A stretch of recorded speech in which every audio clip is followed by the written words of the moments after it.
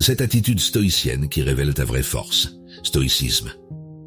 Te respectes-tu vraiment lorsque personne ne te regarde, lorsque tes décisions ne sont connues que de toi seul, dans ce dialogue silencieux où se joue ta valeur personnelle? La plupart des gens cherchent la reconnaissance à l'extérieur, alors que le stoïcisme murmure autre chose.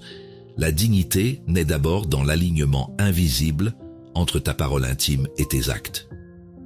Pourtant, combien de fois te promets-tu de changer, de poser une limite, de rester calme, avant de céder à l'impulsion du moment? À l'extérieur, tu sembles maîtrisé. À l'intérieur, la frustration monte, les émotions prennent le gouvernail et la maîtrise de soi paraît fragile. Ce décalage use l'estime de soi plus sûrement que n'importe quelle critique. Et dans ces instants, tu peux te sentir seul. Tout le monde semble gérer sa vie avec assurance, tandis que toi, tu luttes pour tenir tes engagements envers toi-même, pour ne pas te rapetisser, pour ne pas te justifier sans fin. On te dit que c'est normal, que chacun traverse cela. Mais au fond, tu pressens qu'il existe des comportements stoïciens capables de révéler une force intérieure plus stable. Alors, combien de temps encore vas-tu attendre avant d'incarner pleinement cette cohérence? Combien de dimanches vont passer avant que tu décides de ne plus te trahir en silence? La philosophie stoïcienne n'est pas une théorie abstraite. Elle est une invitation urgente à choisir la dignité plutôt que la réaction, la constance plutôt que l'excuse. Car ces tensions ne sont pas des preuves de faiblesse, elles sont des signaux. Chaque promesse tenue, chaque décision assumée, sans surjustification, chaque inconfort traversé sans fuite construit ta valeur personnelle. Rester calme dans un silence pesant, accepter un compliment sans te diminuer, quitter ce qui est déjà fini avec sobriété. Voilà des actes simples qui révèlent une véritable maîtrise de soi. Épictète l'enseignait avec clarté.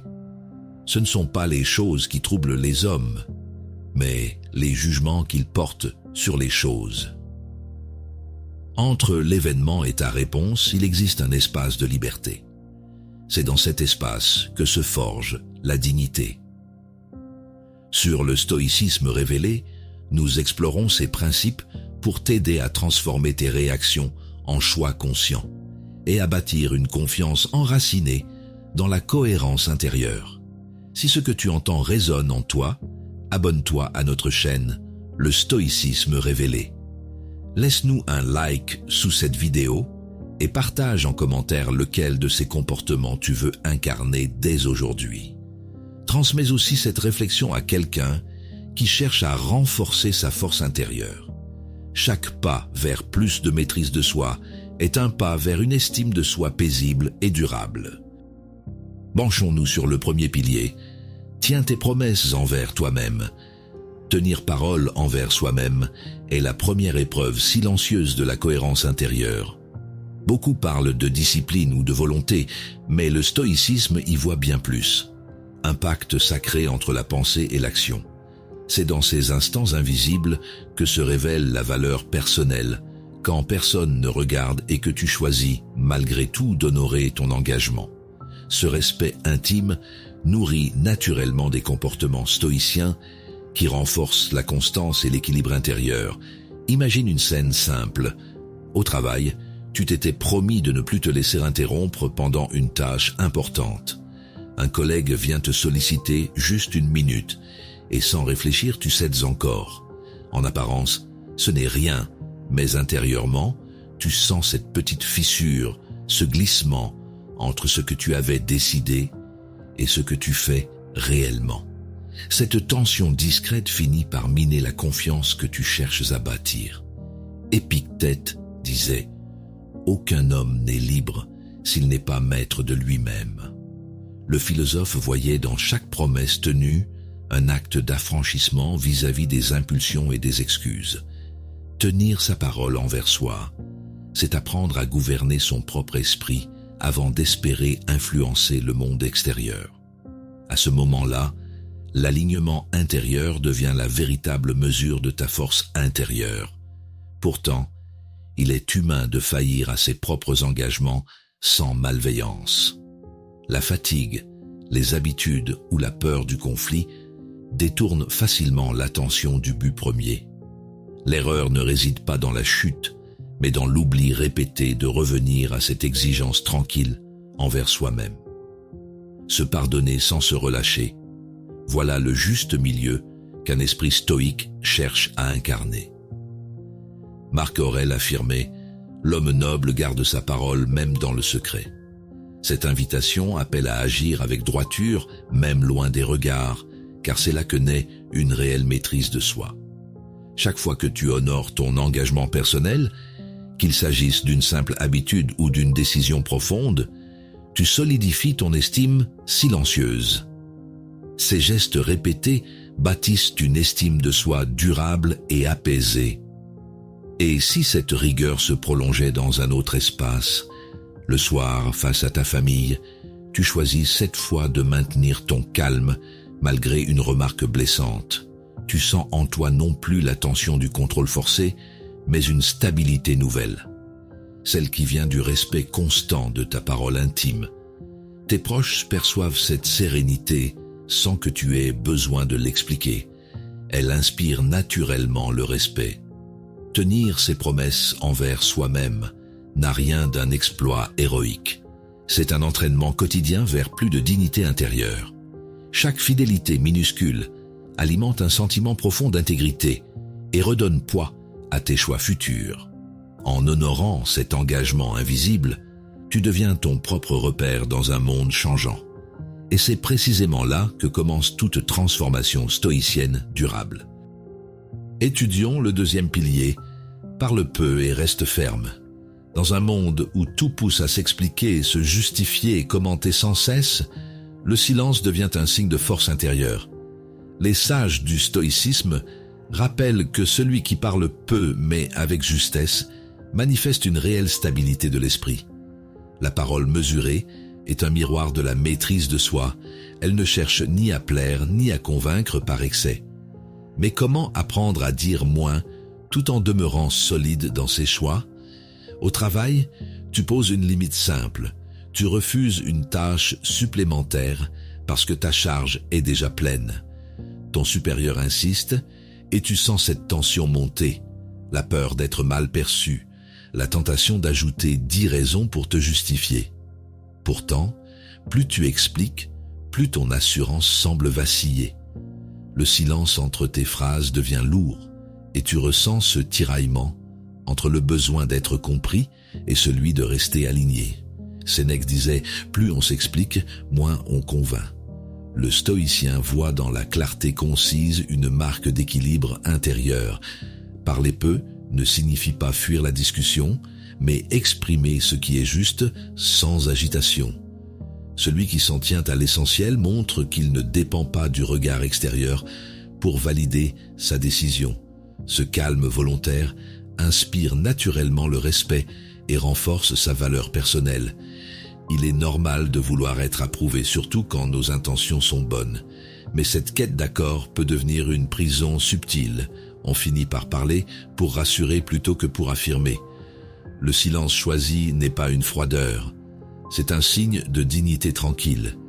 Celle qui naît quand on sait que sa position est cohérente avec ses principes. L'émotion passe alors du besoin d'être compris au plaisir d'être vrai. Marc Aurèle enseignait « Que tes paroles soient droites, non nombreuses ». Cette phrase condense toute la sagesse des comportements stoïciens, dire l'essentiel avec calme et laisser les actes parler ensuite. Dans la pratique, cela signifie répondre brièvement, puis se taire sans chercher à combler le vide. Cette posture développe peu à peu une estime de soi fondée sur la constance et non sur l'approbation. Plus tard, dans un cadre familial, quelqu'un remet en cause ta décision, peut-être un parent ou un proche bien intentionné, et tu ressens l'envie immédiate de te défendre longuement. Cette fois, pourtant, tu inspires profondément et réponds simplement « J'ai réfléchi, ma décision reste la même ». Le ton est paisible, sans colère ni justification excessive. Et dans ce court instant, tu découvres une paix inhabituelle, celle du choix assumé sans détour. Apprendre à parler peu et rester ferme n'est pas un retrait du monde, mais une discipline intérieure exigeante. C'est accepter que tout ne doive pas être expliqué pour être vrai. Ce silence lucide devient alors une preuve vivante de stabilité et de respect de soi-même, un espace où ton esprit demeure souverain malgré les pressions extérieures. Ainsi se poursuit ton chemin vers davantage d'alignement stoïque et de maîtrise paisible. Méditons sur le troisième pilier. Reste calme dans l'inconfort.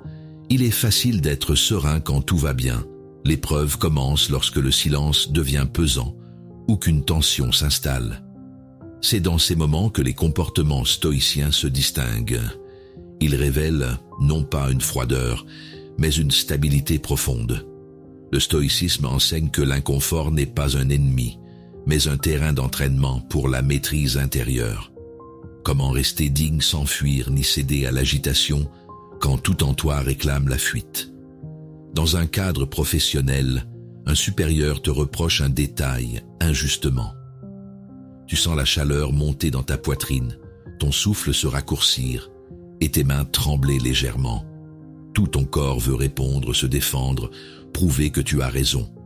Pourtant, tu choisis de respirer lentement et de laisser passer la vague avant de parler. Ce court instant redessine déjà ton rapport à toi-même. Sénèque affirmait « Celui qui souffre avant qu'il soit nécessaire souffre plus qu'il ne faut ». Cette phrase éclaire la situation. Souvent, ce n'est pas l'événement qui blesse, mais la résistance que nous lui opposons. Le sage stoïcien apprend à observer le trouble sans s'y confondre. Il comprend que chaque inconfort supporté avec calme renforce sa valeur personnelle. La paix ne vient pas du contrôle du monde extérieur, mais de la maîtrise du tumulte intérieur. Il n'y a rien de honteux à ressentir le désarroi ou la colère face à l'injustice. Reconnaître ses émotions sans les nourrir est déjà un acte de courage silencieux. Tu peux accepter cette émotion comme une passagère, plutôt que comme une ennemie. Ce simple déplacement du regard transforme l'irritation en apprentissage et prépare ton esprit à réagir avec discernement.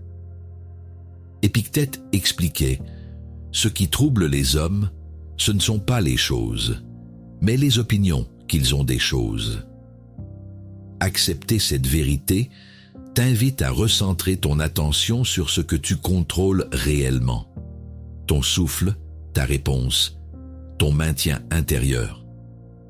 Cette attitude nourrit naturellement ta force intérieure, celle qui donne naissance à une estime de soi stable et tranquille. En restant présent au lieu de fuir l'inconfort, tu cultives une posture d'équilibre et de lucidité. Plus tard, dans un contexte intime cette fois, tu ressens à nouveau cette tension lors d'une discussion sensible avec ton partenaire.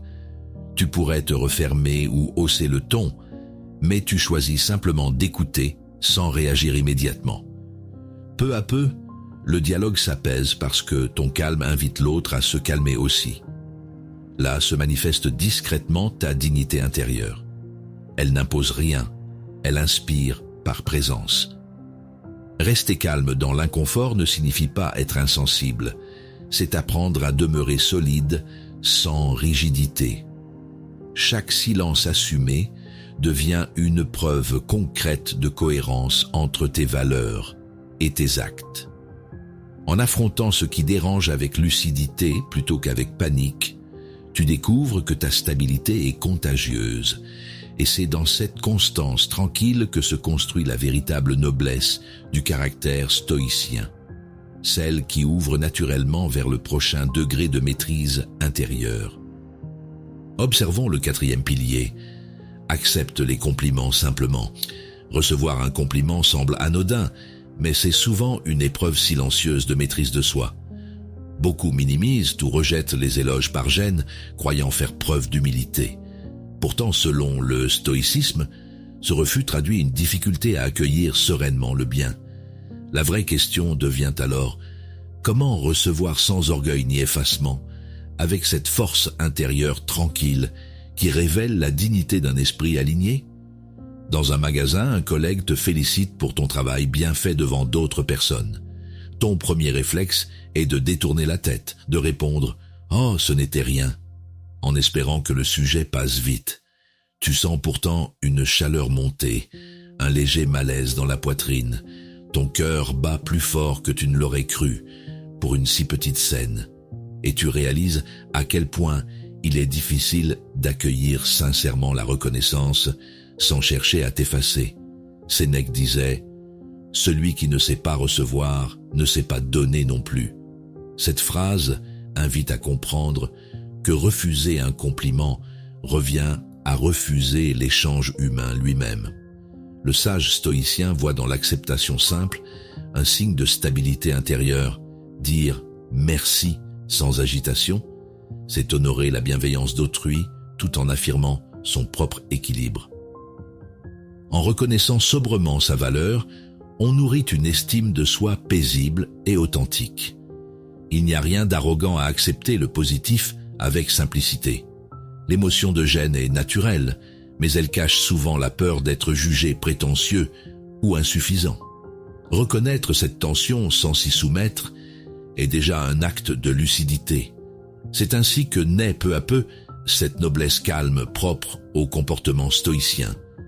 Accueillir ce qui vient sans se gonfler ni se rabaisser. Marc Aurèle enseignait « Accueille ce qui t'arrive comme s'il avait été désiré ». Recevoir un compliment avec gratitude s'inscrit dans cette logique d'acceptation du réel tel qu'il est. Dire simplement « merci » devient alors une pratique concrète du détachement et de la valeur personnelle assumée. C'est une façon subtile d'exercer sa souveraineté intérieure et de manifester la dignité sans mots superflus. Plus tard, dans un contexte familial, ton parent te félicite pour ta patience ou ta réussite récente. Tu sens encore cette hésitation familière surgir, mais cette fois, tu respires profondément et réponds calmement « Merci, cela me touche vraiment ». Aucun besoin de détourner ou d'ajouter quoi que ce soit. Le silence qui suit n'est plus gênant mais apaisé. Tu découvres alors qu'en recevant pleinement le bien, tu offres aussi quelque chose en retour, ton authenticité. Accepter les compliments simplement, c'est apprendre à reconnaître ta propre lumière sans en faire une torche ni une ombre. Chaque remerciement sincère devient un exercice discret de confiance en soi et d'équilibre émotionnel. Là où autrefois régnait la gêne ou la fausse modestie s'installe désormais une sérénité tranquille. Et sur ce chemin intérieur, tu prépares naturellement l'étape suivante du voyage stoïcien, celle où tu apprendras à occuper ta place sans t'excuser d'exister. Avançons vers le 5e pilier. Prends ta place sans t'excuser. Se rapetisser pour plaire est une habitude subtile qui ronge la confiance et efface lentement la valeur personnelle. Le stoïcisme enseigne qu'il ne s'agit pas d'occuper tout l'espace, mais de tenir debout dans le sien avec calme et constance. Ces comportements stoïciens traduisent une présence simple, ne pas se diminuer pour être aimé, ne pas se justifier pour exister. La question devient alors, comment incarner cette posture juste entre humilité et dignité? Dans un groupe d'amis, tu racontes une idée ou un projet qui te tient à cœur. Rapidement, quelqu'un plaisante ou détourne le sujet et tu sens ton énergie se rétracter. Ton dos se tasse légèrement, ta voix baisse d'un ton. Tu souris pour masquer la gêne. Ce petit mouvement intérieur te semble anodin, mais il marque déjà la distance entre ce que tu ressens et ce que tu montres. Sénèque écrivait « Ce n'est pas parce que les autres te méprisent que tu es indigne, mais parce que tu t'en convaincs toi-même. » Cette pensée rappelle que la dévalorisation commence souvent de l'intérieur. Le sage stoïcien n'attend pas qu'on lui accorde sa place. Il l'occupe sans ostentation, conscient de son propre poids moral. Ce respect tranquille de soi devient alors une forme silencieuse de courage. Il est normal de craindre d'être jugé arrogant en affirmant sa présence. Pourtant, renoncer à se montrer par peur du regard d'autrui revient à abandonner sa propre voie. Reconnaître cette peur, sans s'y soumettre, est déjà un signe de force intérieure, celle qui choisit la justesse plutôt que la complaisance. La véritable noblesse consiste à rester aligné, même quand l'approbation se fait rare. Marc Aurèle enseignait « Agis comme si ce que tu faisais devait être vu de tous, mais sans rechercher leurs yeux ». Cette phrase révèle la voie pratique du stoïcisme appliqué à l'estime personnelle. Agir selon tes principes, non selon les applaudissements. Tenir ta posture sans t'excuser montre une estime de soi enracinée dans la cohérence plutôt que dans le besoin d'approbation. C'est ainsi que naît une dignité solide et paisible.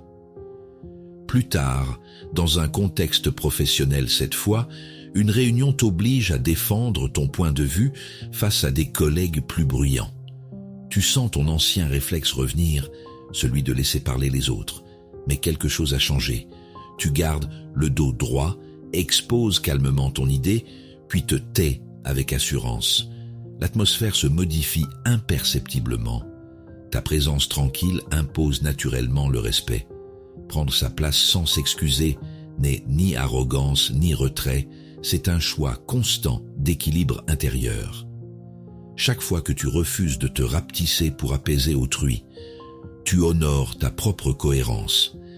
Cette stabilité nourrit un sentiment durable d'intégrité et ouvre la voie vers davantage de liberté intérieure.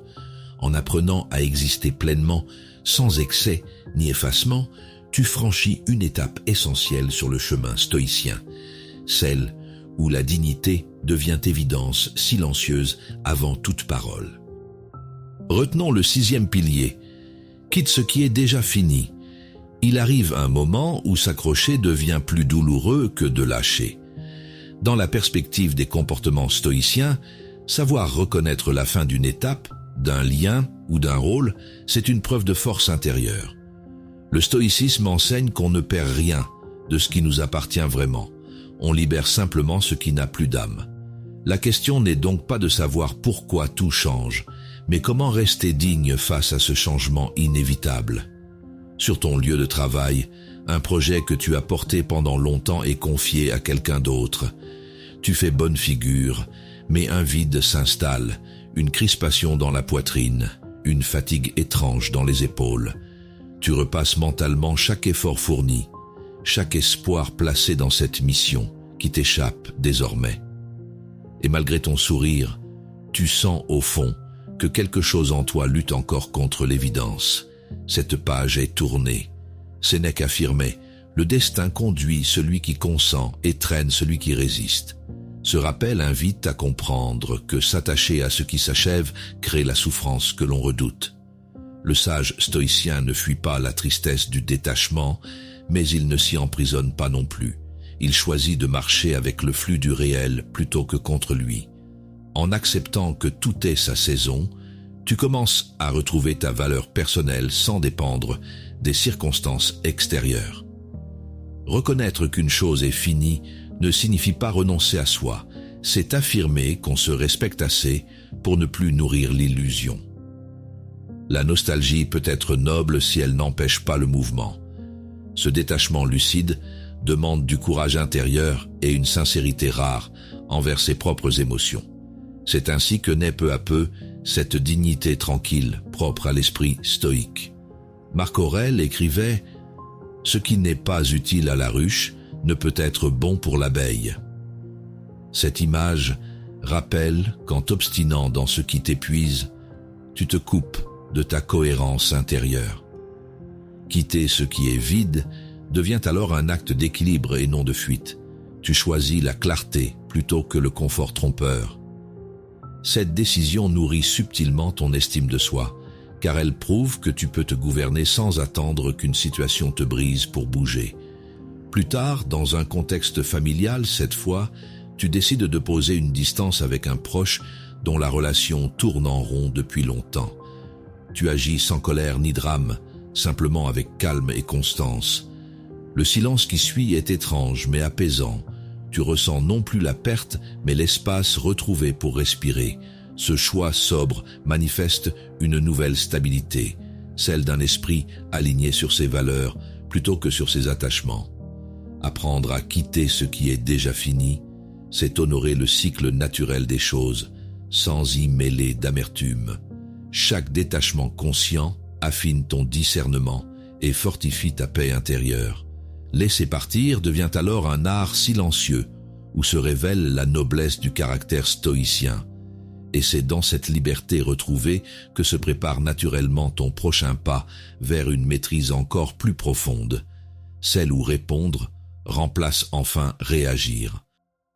Tournons-nous vers le 7e pilier, fais une pause avant de répondre. Il est facile de confondre réaction et réponse. Pourtant, le stoïcisme enseigne que la liberté véritable naît dans ce bref espace entre ce qui t'arrive et ce que tu choisis d'en faire. Les comportements stoïciens ne consistent pas à étouffer l'émotion, mais à lui accorder la distance nécessaire pour ne pas en devenir esclave. Alors, comment cultiver cette maîtrise de soi silencieuse qui transforme l'impulsion en choix lucide? Dans un échange au travail, un collègue critique ton idée devant tout le monde. Tu sens ton cœur battre plus vite, ta mâchoire se contracter et la réplique monte déjà dans ta gorge. L'envie de te défendre est immédiate. Les mots se bousculent dans ton esprit. Mais soudain tu te souviens, respirer avant de parler, observer avant d'agir. Tu prends une seconde, juste une, et cette seconde change tout. Sénèque affirmait « La colère naît du désir de punir celui qui nous a blessés ». Cette phrase éclaire la puissance du recul intérieur. Le stoïcien apprend à suspendre sa réaction pour ne pas s'enchaîner à elle. Il comprend que chaque pause volontaire renforce sa valeur personnelle. Répondre après un silence choisi n'est pas faiblesse, mais souveraineté sur soi-même. Reconnaître ce mouvement instinctif n'a rien de honteux, c'est un réflexe humain. L'esprit cherche à restaurer son équilibre par la défense immédiate. Pourtant, c'est précisément dans ces moments brûlants que se mesure ta stabilité intérieure. Non pas dans ce que tu ressens, mais dans ce que tu décides d'en faire. En apprenant à différer ta parole, tu protèges ton intégrité au lieu de la livrer à l'émotion passagère. Marc Aurèle enseignait « Que ton âme garde sa tranquillité face aux troubles du dehors ». Cette invitation résume toute la discipline stoïcienne. Garder l'esprit clair quand le tumulte te pousse à céder. Faire une pause avant de répondre devient alors un exercice concret de force intérieure, une façon simple d'incarner la dignité sans discours inutile. Dans ce calme retrouvé s'ancre peu à peu une estime authentique de soi. Plus tard, dans un cadre familial cette fois, un proche te reproche quelque chose injustement. Ton ancien réflexe serait de couper ou d'élever la voix. Pourtant, tu restes silencieux quelques secondes avant de répondre calmement. Le ton change immédiatement, l'autre se détend, surpris par ta sérénité nouvelle. Cette transformation visible témoigne d'une paix intérieure, désormais plus forte que le besoin d'avoir raison. Faire une pause avant de répondre n'est pas seulement une stratégie relationnelle, c'est une manière d'habiter pleinement sa conscience. Ce bref instant où tu retiens tes mots est celui où naît ta vraie liberté morale. Chaque respiration devient alors un acte de souveraineté et d'alignement avec tes valeurs les plus hautes, et c'est dans cette lenteur choisie que s'enracine durablement la sagesse stoïcienne, celle qui fait rayonner ta dignité silencieuse jusque dans tes moindres gestes. Le chemin que tu viens de parcourir à travers ces 7 comportements stoïciens trace une transformation silencieuse, celle d'un esprit qui apprend à se posséder lui-même. Entre les promesses tenues, le calme dans l'inconfort et la simplicité dans la gratitude, tu as exploré la véritable source de ta valeur personnelle. Cette pratique du stoïcisme t'a conduit vers plus de lucidité, de discernement et de présence, là où la dignité ne dépend plus du regard des autres, mais de ton alignement intérieur. Tu as expérimenté la dichotomie du contrôle. choisir ce qui dépend de toi et accepter sereinement le reste. Dans cette discipline tranquille se révèle déjà une sagesse qui n'a rien d'abstrait. Elle s'incarne dans chaque geste conscient. Désormais, tu connais ce territoire intérieur où règne la maîtrise de soi, cette paix que rien d'extérieur ne peut troubler durablement. Marc Aurèle le rappelait avec justesse. Ce qui trouble ta vie, ce n'est pas ce qui t'arrive, mais l'opinion que tu t'en fais. En vivant selon cette maxime, tu découvres que les comportements stoïciens ne sont pas des attitudes figées, mais des actes vivants, faits de choix répétés et d'acceptation lucide. La vertu devient alors ton repère quotidien. Elle te libère du besoin d'approbation et t'ancre dans une force intérieure stable. Ainsi naît une sérénité durable, celle d'un être capable de demeurer digne au cœur même du mouvement du monde. Sur le stoïcisme révélé, nous avançons ensemble sur cette voie exigeante mais lumineuse. Si ces réflexions nourrissent ta quête d'équilibre, abonne-toi pour continuer à explorer cette école moderne de sagesse pratique. Laisse un like comme un signe d'assentiment calme à cette démarche intérieure. Partage cette vidéo avec ceux qui cherchent aussi à renforcer leur estime de soi et écris en commentaire quelle attitude stoïcienne tu veux incarner dès aujourd'hui. Chaque échange ici est un acte de bienveillance communautaire, une invitation à grandir, non comme consommateur de sagesse, mais comme pratiquant conscient sur le même sentier. Souviens-toi, la sagesse n'est pas un sommet à atteindre, mais un pas répété chaque jour dans la direction juste. Continue simplement à choisir la clarté plutôt que l'agitation, la présence plutôt que la dispersion, car vivre selon le stoïcisme, c'est transformer chaque instant ordinaire en exercice de liberté et faire de ta propre dignité un art tranquille du quotidien.